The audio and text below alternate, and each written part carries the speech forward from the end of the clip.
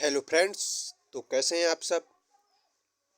तो फ्रेंड्स, हमने NCERT history की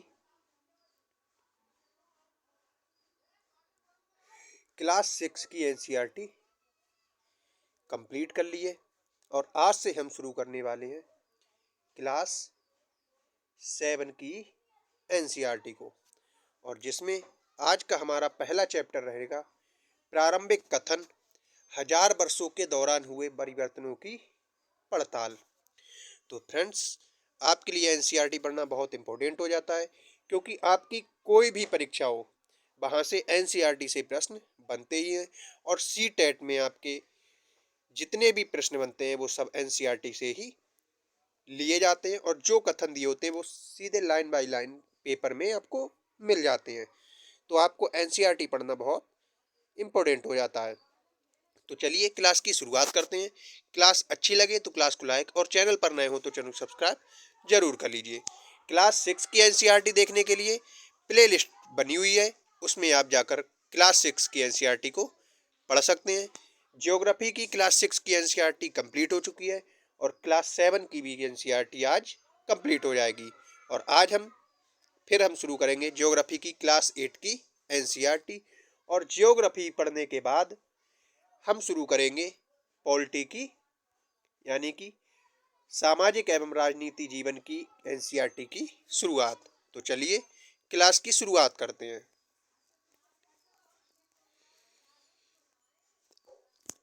मानचित्र 1 और 2 पर नजर डालिए। मानचित्र 1 अरब भूगोल वेत्ता अल इदरीसी ने 1154 में बनाया था। ये लाइन आपको बहुत ज़्यादा इम्पोर्टेंट हो जाती है कि मानचित्र जो फर्स्ट बनाया था वो किसने बनाया था। तो अरब भूगोल वेत्ता अल इदरीसी ने कब बनाया था। तो 1154 में बनाया था। और यहाँ जो नक्शा दिया गया है वह उसके द्वारा बनाए गए दुनिया के बड़े मानचित्रों का एक हिस्सा है, और भारतीय उपमहाद्वीप को दर्शाता है। मानचित्र 2 एक फ्रांसीसी मानचित्रकार ने 1720 ईस्वी में बनाया था, और दोनों नक्शे एक ही इलाके के हैं, मगर उनमें काफी अंतर देखने को मिलता है। अल इदरीसी के नक्शे में दक्षिण भारत उस जगह मिलता है जहां हम आज उत्तर भारत को ढूंढेंगे, और श्रीलंका का द्वीप ऊपर की तरफ है, और जगहों के नाम अरबी में दिए गए हैं, और उनमें कुछ जाने पहचाने नाम भी हैं, जैसे कि उत्तर प्रदेश। नक्शे को आप देख सकते हैं। उत्तर प्रदेश का कन्नौज। मानचित्र 2 पहले मानचित्र के बनने के लगभग 600 वर्ष बाद बनाया गया था। तो ये लाइन भी आपको याद रखनी है कि मानचित्र 2 पहले मानचित्र के बनने के बाद लगभग 600 वर्षों के बाद बनाया गया था, और इस कालावधि में उपमहाद्वीप के बारे में सूचनाएं काफी बदल गई थी। ये नक्शा हमें ज्यादा परिचित लगेगा, और उसमें विशेषकर तटीय इलाकों के बारीक ब्यौरे देखकर आश्चर्य होता है। यूरोप के नाविक तथा व्यापारी अपना समुद्र यात्रा के लिए इस नक्शे का इस्तेमाल किया करते थे। लेकिन अब भीतरी इलाकों पर नजर डालें, क्या इनमें भी उतने ही ब्यौरे हैं जितने समुद्र तट वाले हिस्से में थे। गंगा के मार्ग को देखें, इसे किस तरह से दर्शाया गया है। इस मानचित्र में तटीय और भीतरी इलाकों के बीच ब्यौरों और बारीकी का जो अंतर है, आपके ख्याल से उसका क्या कारण है। इतनी ही महत्वपूर्ण एक और बात यह है कि दूसरे युग तक मानचित्र अंकन का विज्ञान भी बहुत बदल गया था। इतिहासकार अब बीते युगों के दस्तावेजों, नक्शों और लेखों का अध्ययन करते थे, और तो उनके लिए उन सूचनाओं के संदर्भों का, उनकी भिन्न भिन्न ऐतिहासिक पृष्ठभूमियों का ध्यान रखना जरूरी होता था। नई और पुरानी शब्दावली।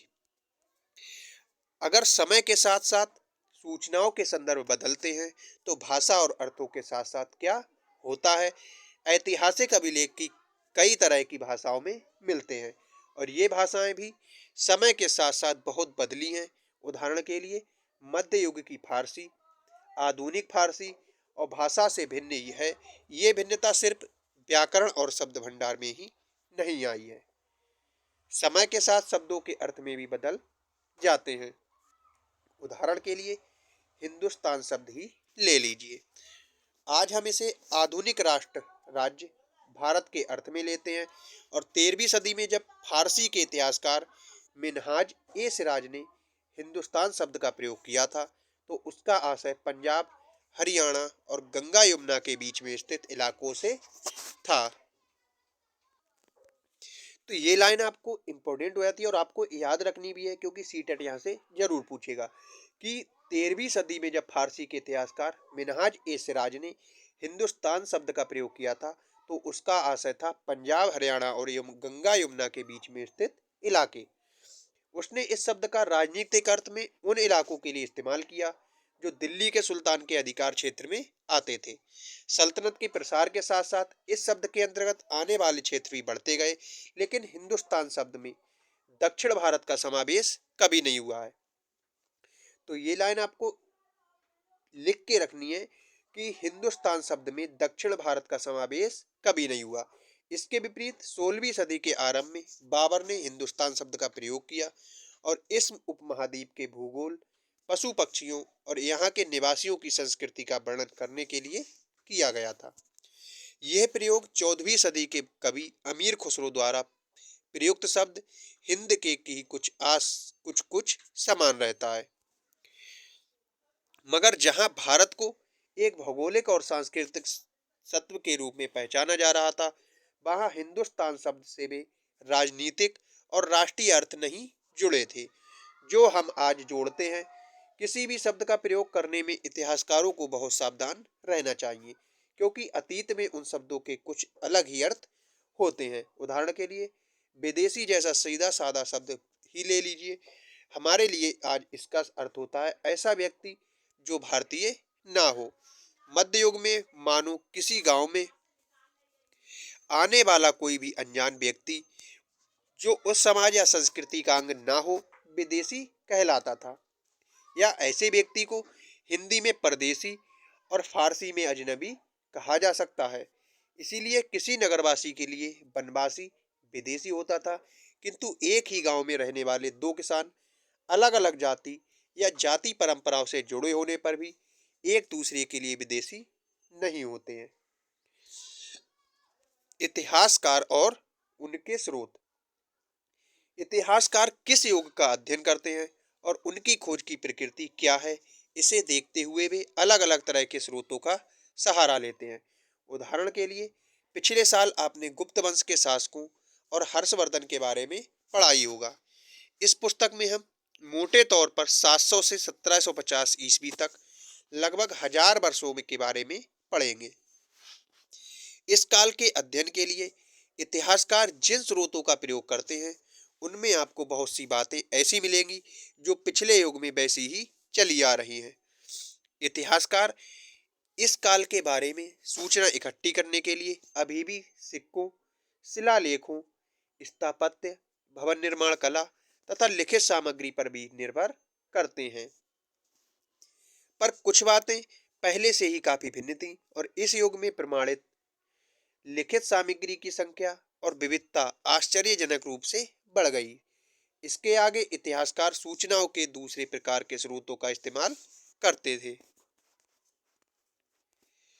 धीरे धीरे काम करने लगे और इस दौरान कागज क्रमशः सस्ता होता गया, बड़े पैमाने पर भी उपलब्ध होने लगा और लोग धर्म ग्रंथ, शासकों के वृत्तांत, संतों के लेखन तथा उपदेश, अर्जियां, अदालतों के दस्तावेज, हिसाब तथा करों के खाते आदि लिखने में इसका प्रयोग करने लगे। धनी व्यक्ति, शासक, जन, मठ तथा मंदिर पांडुलिपियां एकत्र किया करते थे और इन पांडुलिपियों को पुस्तकालयों तथा अभिलेखागारों में रखा जाता था। अभिलेखागार क्या होते हैं, तो इसके बारे में हम जानते हैं कि ऐसा स्थान जहां दस्तावेजों, पांडुलिपियों को संग्रहित या रखा जाता है। और आज सभी राष्ट्रीय और राज्य सरकारों के अभिलेखागार होते हैं और जहां वे तमाम पुरानी सरकारी अभिलेख और लेन देन के ब्यौरों का रिकॉर्ड रखते हैं। इन पांडुलिपियों तथा दस्तावेजों से इतिहासकारों को बहुत सारी जानकारी मिलती थी और मगर साथ ही इनका उपयोग करना कठिन था। उन दिनों छापे खाने तो नहीं थे, इसलिए लिपिक या नकलन भी हाथ से ही पांडुलिपियों की प्रतिकृति बनाते थे। अगर आपने कभी किसी मित्र के गृह कार्य की नकल उतारी है तो आप जानते होंगे कि ये काम आसान नहीं है। कभी कभी आपको अपने मित्र की लिखावट भी समझ में नहीं आती होगी और आपको मजबूर होकर अंदाज ही लगाना पड़ता होगा कि क्या लिखा गया है। फलस्वरूप आपके लिखे में, मित्र के लिखे में कुछ मोटे मोटे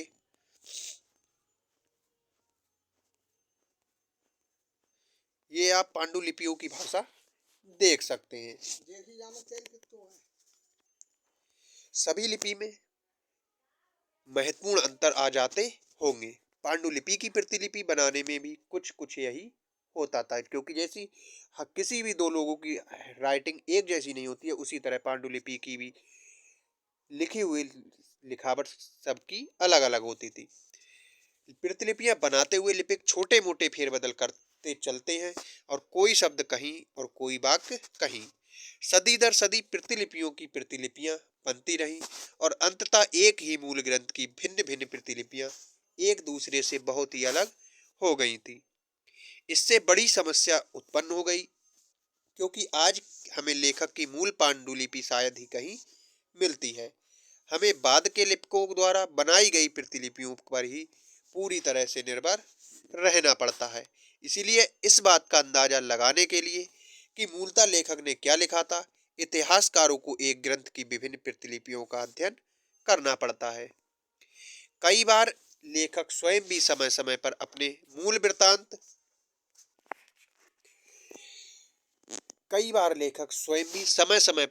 वृत्तांत में संशोधन करते थे। 14वीं शताब्दी के इतिहासकार जियाउद्दीन बर्नी ने अपनी पहला वृत्तांत 1356 में और दूसरी बार इसके 2 वर्ष बाद लिखा था और दोनों में अंतर है। लेकिन 1971 तक इतिहासकारों को पहली बार वाले वृत्तांत की जानकारी नहीं थी और ये पुस्तकालयों के विशाल संग्रहों में कहीं दबा पड़ा था। तो ये लाइन आपको इम्पोर्टेंट हो जाती है कि 14वीं शताब्दी के इतिहासकार जियाउद्दीन बर्नी ने अपना पहला वृत्तांत और 1356 में और दूसरा इसके 2 वर्ष बाद लिखा था। नए सामाजिक और राजनीतिक समूह। सन 700 से 1750 के बीच 1000 वर्षों का अध्ययन इतिहासकारों के आगे भारी चुनौती रखता है। मुख्य रूप से इसलिए कि इस पूरे काल में बड़े पैमाने पर और अनेक तरह के परिवर्तन हुए थे।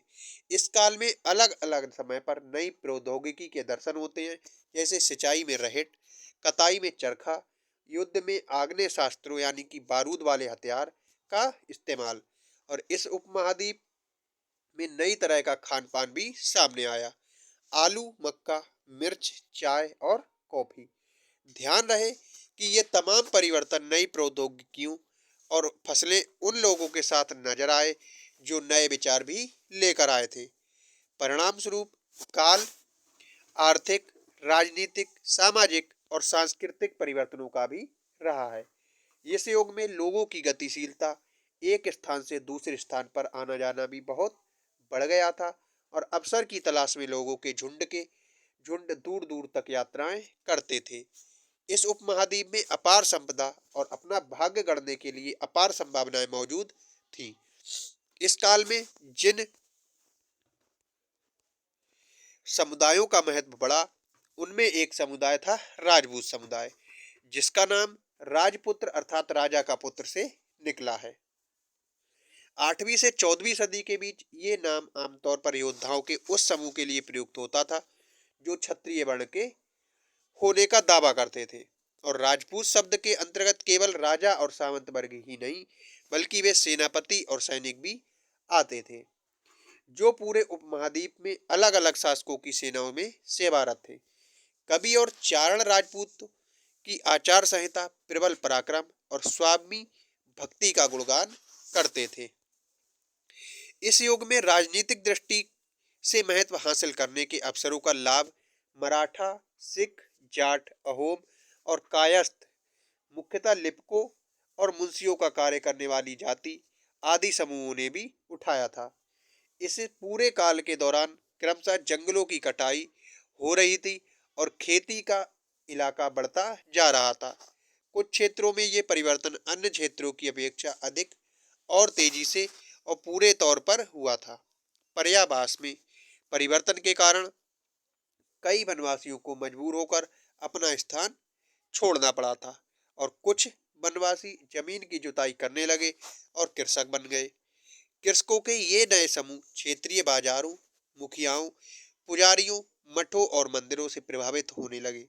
वे बड़े और जटिल समाजों के अंग बन गए और उन्हें कर चुकाने पड़ते थे और स्थानीय मालिक वर्ग की बेगारी करनी पड़ती थी और इसके परिणाम स्वरूप किसानों के बीच आर्थिक सामाजिक अंतर उभरने लगा। कुछ के पास ज्यादा उपजाऊ जमीन होती थी तो कुछ के पास मवेशी भी होते थे और कुछ लोग खेती से खाली समय में दस्तकारी आदि का कुछ काम कर लिया करते थे। जैसे जैसे समाज में अंतर बढ़ता है, लोग जातियों और उपजातियों में बढ़ जाते हैं और उनकी पृष्ठभूमि और व्यवसाय के आधार पर उन्हें समाज में ऊंचा या नीचा दर्जा दिया जाता है। ये दर्जे स्थायी नहीं थे क्योंकि किसी जाति विशेष के सदस्यों के हाथों में कितनी सत्ता, प्रभाव और संसाधनों का नियंत्रण है, इसके आधार पर उसके दर्जे बदलते रहते थे और एक ही जाति का किसी क्षेत्र में कोई दर्जा हो सकता था और किसी अन्य क्षेत्र में कोई और दर्जा होता था। अपने सदस्यों के व्यवहार का नियंत्रण करने के लिए जातियां स्वयं अपने अपने नियम बनाती थीं और इन नियमों का पालन जाति के बड़े बुजुर्गों की सभा करवाती थी, जिसे कुछ इलाकों में जाति पंचायत का नाम दिया जाता था। लेकिन जातियों को अपने निवास के गांवों में रीति रिवाजों का पालन भी करना पड़ता था। इसके अलावा कई गांवों और मुखियाओं का शासन होता था और मिल मिलाकर वे किसी राज्य की एक छोटी इकाई भर होती थी। क्षेत्र और साम्राज्य। चोल, जिनको अध्याय 2 में, तुगलक, जिन्हें अध्याय 3 में, और मुगल, जिनको अध्याय 4 में हम पढ़ेंगे, जो बड़े बड़े राज्यों के अंतर्गत कई सारे क्षेत्र आते थे। दिल्ली के सुल्तान गयासुद्दीन बलबन 1266 से 1287 की प्रशंसा में एक संस्कृत प्रशस्ति में उसे एक विशाल साम्राज्य का शासक बताया गया है, जो पूर्व में बंगाल से लेकर पश्चिम में अफगानिस्तान के गजनी तक फैला हुआ है और जिसमें संपूर्ण दक्षिण भारत द्रविड़ भी आ जाता था। गौड़, आंध्र, केरल, कर्नाटक, गुजरात और महाराष्ट्र आदि भिन्न भिन्न क्षेत्रों के लोग उसकी सेना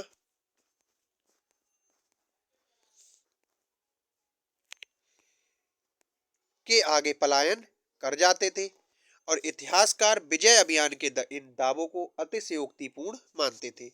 साथ ही वे ये समझने की कोशिश में भी लगे रहते थे कि शासक लोग इस उपमहाद्वीप के भिन्न भिन्न भागों पर अपने अधिकार का उल्लेख क्यों करते रहते हैं। भाषा तथा क्षेत्र।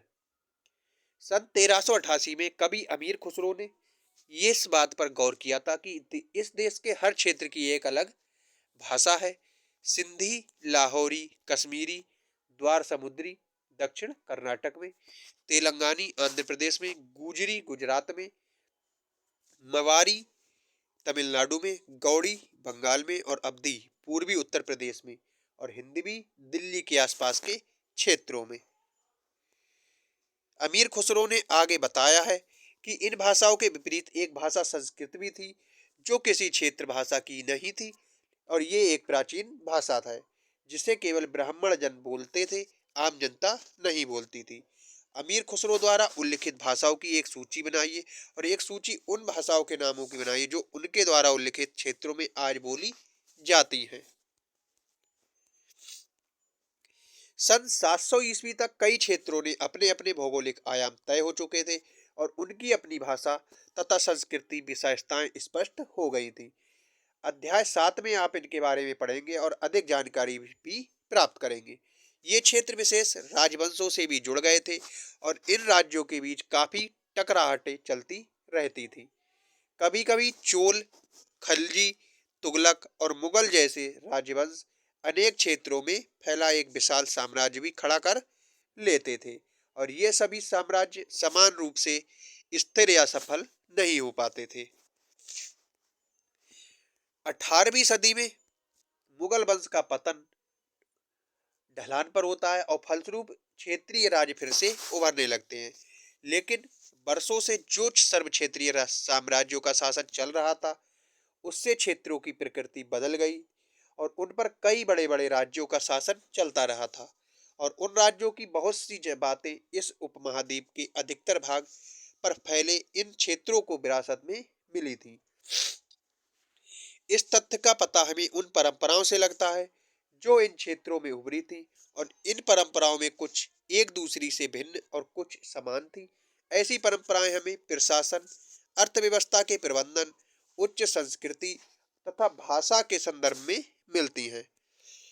सन 700 ईस्वी से लेकर 1750 के बीच हजार वर्षों में इन विभिन्न क्षेत्रों की प्रकृति एक दूसरे से कटकर अलग अलग नहीं पनपी थी।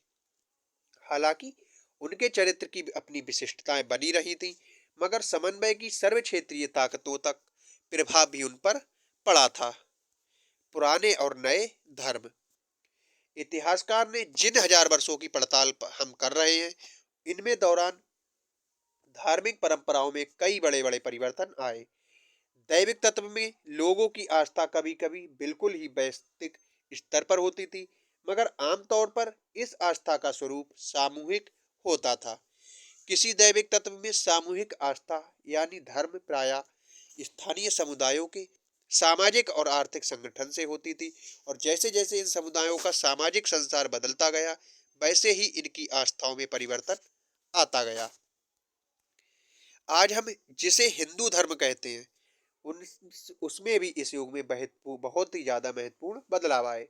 इन परिवर्तनों में कुछ नए देवी देवताओं की पूजा करते थे, राजाओं द्वारा मंदिरों का निर्माण, समाज में पुरोहितों के रूप में ब्राह्मणों का महत्व बढ़ता तथा बढ़ती सत्ता आदि। संस्कृत ग्रंथों के ज्ञान के कारण समाज में ब्राह्मणों का बड़ा आदर होता था और इनके संरक्षक भी होते थे। नए नए शासक जो स्वयं प्रतिष्ठा की चाह में थे, इन संरक्षकों का समर्थन होने के कारण समाज में इनका दबदबा और भी बढ़ गया था। और इस युग में एक महत्वपूर्ण परिवर्तन भक्ति की अवधारणा के रूप में आया और जिसमें ईश्वर की कल्पना एक ऐसे प्रेमेल इष्ट देवी देवता के रूप में की गई थी जिस तक पुजारियों के विशद कर्मकांड के बिना ही भक्त स्वयं पहुंच सके। इस विषय में और साथ ही दूसरी परंपराओं के बारे में आप अध्याय 6 में पढ़ेंगे। यही वह युग था जिसमें इस उपमहाद्वीप में नए नए धर्मों का भी आगमन होता है। कुरान शरीफ का संदेश भारत में पहले पहल 7वीं सदी में व्यापारियों और आप्रवासियों के जरिए पहुंचा था और मुसलमान कुरान शरीफ के अपना धर्म ग्रंथ मानते थे। केवल एक ईश्वर अल्लाह की सत्ता को स्वीकार करते हैं जिसका प्रेम, करुणा और उदारता अपने में आस्था रखने वाले हर व्यक्ति को गले लगाता है, चाहे उस व्यक्ति की सामाजिक पृष्ठभूमि कुछ भी रही हो। कई शासक इस्लाम और इसके विद्वान धर्मशास्त्रियों और न्याय शास्त्रियों अर्थात उलेमा को संरक्षण देते थे और हिंदू धर्म की ही भांति इस्लाम के अनुयायी भी अपने धर्म की अलग अलग की तरह की व्याख्या किया करते थे। मुसलमानों में कुछ शिया थे जो पैगंबर साहब के दामाद अली को मुसलमानों का विधि सम्मत नेता मानते थे और कुछ सुन्नी थे जो खलीफाओं के प्रभुत्व को स्वीकार करते थे। इस्लाम के आरंभिक दौर में इस धर्म का नेतृत्व करने वाले खलीफा कहलाते थे और आगे भी इनकी परंपरा चलती रही। इस्लामी न्याय सिद्धांत विशेषकर भारत में हनफी और शफी ऐसे सिद्धांत हैं कि विभिन्न परंपराओं में कई महत्वपूर्ण अंतर आ रहे थे। ऐसे ही धर्म सिद्धांतों तथा रहस्यवादी विचारों को लेकर विभिन्नताएं देखने को मिलती हैं। समय और इतिहास कालखंडों पर विचार कीजिए। इतिहासकार समय को केवल घड़ी या कैलेंडर की तरह ही नहीं देखते, यानी कि केवल घंटों, दिनों या वर्षों के बीतने के रूप में ही नहीं देखते हैं। उनका नजरिया ये होता है कि सामाजिक और आर्थिक संगठन में आने वाले परिवर्तनों को झलकाता है। ये दिखलाता है कि विचारों और विश्वासों में कितना स्थायित्व रहा है और कितना परिवर्तन आया है। यदि अतीत को समान विशेषता रखने वाले कुछ बड़े बड़े हिस्सों, युगों या कालों में बांट दिया जाए तो समय का अध्ययन कुछ आसान हो जाता है। 19वीं सदी के मध्य में अंग्रेज इतिहासकारों ने भारत के इतिहास को 3 युगों में बांटा है। हिंदू, मुस्लिम और ब्रिटिश। और ये विभाजन इस विचार पर आधारित है कि शासकों का धर्म ही एकमात्र महत्वपूर्ण ऐतिहासिक परिवर्तन होता है और अर्थव्यवस्था, समाज और संस्कृति में और कोई भी महत्वपूर्ण बदलाव नहीं आता है। इस दृष्टिकोण में इस उपमहाद्वीप की अपार विविधता भी अपेक्षा हो जाती थी। इस काल विभाजन को आज हम बहुत कम इतिहासकार ही स्वीकार करते हैं और अधिकतर इतिहासकार आर्थिक और सामाजिक कारकों के आधार पर ही अतीत के विभिन्न कालखंडों की विशेषताएं तय करते हैं। पिछले साल आपने जो इतिहास पढ़े थे उसमें प्राचीन समाजों के कई प्रकारों का समावेश मिलता था, जैसे शिकारी संग्राहक, प्रारंभिक दौर के कृषि कर्मी, शहरों और गांवों के निवासी और प्रारंभिक दौर के राज्य और साम्राज्य। इस साल जो आप इतिहास में पढ़ेंगे प्रायः मध्यकालीन भारत कहा जाता है। इसमें आपको कृषक समाजों के विस्तार, क्षेत्रीय और सामाजिक साम्राज्यिक राज्यों के उदय, कभी कभी तो ग्रामवासियों और वनस्पतियों की कीमत पर प्रधान कर्म धर्मों के रूप में हिंदू धर्म, इस्लाम धर्म के विकास और यूरोप से व्यापारी कंपनियों के आगमन के बारे में और विस्तार से जानकारी मिल सकती है। इतिहास भारत के इतिहास के ये हजार साल अनेक बदलावों के साक्षी रहे हैं। आखिरी 16वीं और 18वीं शताब्दियों, 8वीं या 11वीं शताब्दियां से काफी भिन्न थी। इसलिए इस सारे काल को एक ऐतिहासिक इकाई के रूप में देखना समस्याओं से खाली नहीं है। फिर भी मध्यकाल की तुलना प्रायः आधुनिक काल से की जाती है। आधुनिकता के साथ भौतिक उन्नति और बौद्धिक प्रगति का भाव जुड़ा हुआ है। इससे ये आशय निकलता है कि मध्यकाल रूढ़िवादी था और उस दौरान कोई परिवर्तन नहीं हुआ था, लेकिन हम जानते हैं कि ऐसा नहीं था। इन हजार वर्षों के दौरान इस उपमहाद्वीप के प्राय समाजों में प्राय परिवर्तन आते रहे। कई क्षेत्रों की अर्थव्यवस्था तो इतनी समृद्ध हो गई कि उसने यूरोप की व्यापारी कंपनियों को भी आकर्षित करना आरंभ कर दिया। और इस पुस्तक को पढ़ते समय आप परिवर्तन के चिन्हों तथा यहाँ सक्रिय ऐतिहासिक प्रक्रियाओं पर ध्यान देते चलें।